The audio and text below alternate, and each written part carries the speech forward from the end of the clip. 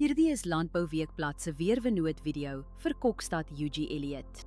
In kort, humiditeit bereik hoogtepunte teen 99%. Risiko vir swamdruk is hoog. Hier is die besonderhede.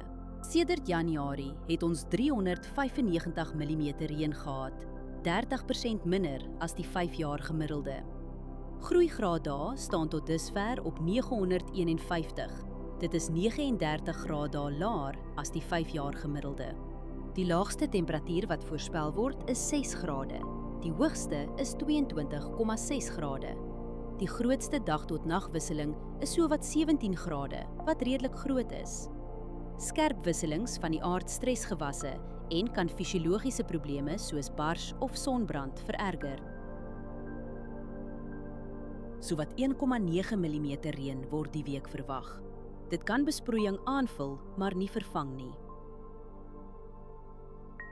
Die ergste winddag is Woensdag met ongeveer 11,6 km/h.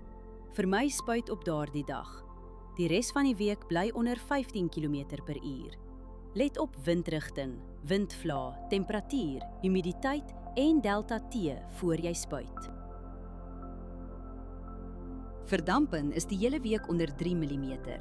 Oorbesproeiing in die soort toestande hou risiko in vir wortelsiektes.